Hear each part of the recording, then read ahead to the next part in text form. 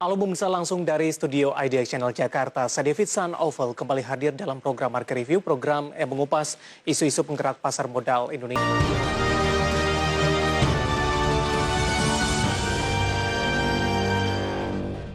Terima kasih untuk Anda yang masih bergabung bersama kami di Market Review dan kita masih membahas topik realisasi penerimaan pajak di 2020. Pak Ruben, kita lanjutkan kembali Pak. Halo Pak Ruben. Ya. Sudah ada hitungan dari Cita tidak Pak Ruben, ini bagaimana proyeksi penerimaan pajak secara keseluruhan di 2020, kemudian bagaimana juga untuk potensi shortfall-nya di akhir tahun 2020 ini? Ya, jadi kalau dari hitung-hitungan kami, kurang lebih paling maksimal itu 95% dari target. 94%. Berarti dengan perhitungan demikian, kita kira-kira akan shortfall sebesar 72 triliun. 72 triliun sampai dengan bulan November, kita masih kurang 100 triliun. Jadi kira-kira kami memperkirakan ya di bulan Desember ini ada sekitar tambahan 30-an triliun ya yang bisa dikolek di tahun di bulan Desember 2020 ini. Sebenarnya capaian yang cukup realistis untuk Desember 2020. Demikian, Pak David. Baik, kalau kita bandingkan dengan tahun sebelumnya, trennya seperti apa, Pak Ruben? Dibandingkan dengan tahun sebelumnya, memang kita kan selalu mengalami shortfall hanya pada tahun di mana dilakukan tax amnesty yang tidak terjadi shortfall. Kalau kita lihat historis ya, memang kisarannya berkisar antara 90-95% capaian realisasi penerimaan pajak dibanding dengan target. Jadi kalau kita lihat historisnya, sebetulnya kalaupun tercapai 95% dari target, memang kurang lebih sama dibandingkan dengan tahun-tahun yang lalu. Jadi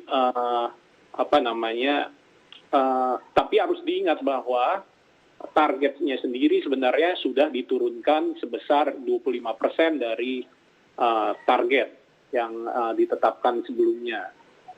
Jadi kalau kita lihat historisnya, sebetulnya capaian 94-95% ini sesuatu yang normal secara historis, walaupun tentu harapannya selalu pada saat penentuan target itu dibuat seoptimal mungkin untuk mendekati realitas di lapangan yang sesungguhnya. Demikian, Pak David. Baik, proyeksi di 2021, Pak Ruben, bagaimana Anda melihat target yang sudah ditetapkan oleh pemerintah, tantangan yang akan dihadapi, ya tentunya dengan harapan ini vaksin akan cepat dilakukan dan pengendalian dari COVID-19 akan lebih terkendali meskipun trennya posisinya saat ini masih cenderung mengalami peningkatan bahkan adanya jenis virus corona baru ini. Pajak 2021 yang ditetapkan di dalam RAPBN 2021, asumsi dasarnya adalah telah dilakukan vaksinasi, COVID juga sudah mereda, sehingga pemerintah menargetkan pertumbuhan ekonomi. Pertumbuhan ekonomi dengan sendirinya diikuti dengan penerimaan pajak yang meningkat. Jadi tercapai atau tidaknya realisasi ini akan ditentukan apakah asumsi dasar itu memang terjadi di tahun 2021. Kalau ternyata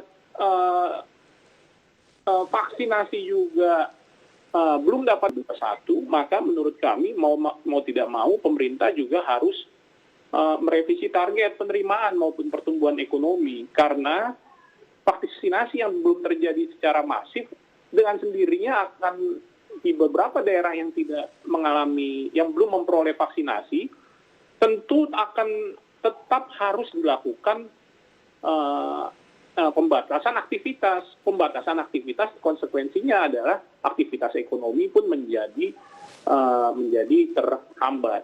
Ya. Jadi itu yang kita lihat, apakah asumsi dasar ini bisa dicapai? Sekarang sudah mencapai bulan Desember, vaksinasi juga akhir Desember, vaksinasi juga belum dilakukan secara masif. Demikian. Jadi kami melihat juga kalau kita lihat tentu akan sulit mencapai vaksinasi yang optimal terhadap penduduk negara kita yang 200 juta lebih. Iya. Maka kami lihat asumsi dasar itu sendiri akan sulit terpenuhi. Asumsi dasar sulit terpenuhi dengan sendirinya, target penerimaan pajak maupun target pertumbuhan ekonomi yang sudah ditetapkan pada kisaran 5% akan sulit juga. Tapi kita lihat bagaimana akselerasi dari pelaksanaan program vaksinasi ini yang dilakukan oleh pemerintah, apakah dalam kuartal pertama 2021 bisa terjadi akselerasi yang cukup baik. Ya, Pak Ruben, terakhir singkat saja Pak, kalau kita lihat dari indikator lainnya Pak Ruben, di luar dari vaksinasi yang memang menjadi kunci utama begitu, bagaimana Anda melihat pergerakan harga komoditas yang cenderung mengalami perbaikan dalam beberapa bulan terakhir, kemudian di sisi lain juga adalah penerapan dari beberapa pajak yang baru, kemudian cukai rokok, kemudian juga dinaikkan, dan di sisi lain tampaknya insentif-insentif yang akan diberikan oleh pemerintah melalui pajak masih akan terus berlanjut Pak di 2021 sepertinya. Ya, jadi penerimaan kita, harga-harga komoditas yang mengalami pembaikan, terutama adalah harga CPO dan harga batubara dan harga nikel, sedikit banyak diharapkan akan menopang penerimaan pajak dari sektor mining yang pada bulan sektor mining dan komoditas ya, yang pada bulan sampai dengan bulan November ini sendiri masih cukup mengalami penurunan yang signifikan. Tapi dengan tentu begini, perekonomian kita ini siklus ya, mengikuti siklus harga komoditi, terutama harga komoditi batubara dan CPO. Dengan sendirinya ya, pasti kenaikan harga CPO dan harga batubara akan cukup menopang pertumbuhan ekonomi. Namun pertanyaannya, apakah penerimaan dari sektor pertambangan dan CPO ini akan bisa trickle down untuk dikonsumsi oleh para pengusaha ini yang akhirnya dinikmati oleh masyarakat banyak gitu. Kembali lagi, pengusaha ini bisa melakukan konsumsi kalau tidak ada pembatasan aktivitas yang masif. Jadi terpulang lagi, penerimaan kita bisa banyak, namun kalau tidak bisa dikeluarkan dalam bentuk konsumsi, maka sektor konsumsinya sendiri akan tidak mengalami pertumbuhan. Demikian, Pak David. Ya. Pak Ruben, waktu kita cukup terbatas, Pak. Terima kasih sudah bergabung bersama kami di IDX Channel. Sehat selalu, Pak Ruben. Oke. Baik, terima kasih. Ada Bapak Ruben Huta Barat, Deputi Direktur Cita, dan tadi kita membahas realisasi penerimaan pajak di 2020 dengan berbagai indikatornya, kemudian proyeksi di 2021 mendatang. Kita akan jeda terlebih dahulu di segmen selanjutnya, nanti kita akan coba membahas topik yang berbeda. Kami akan segera kembali sesaat lagi.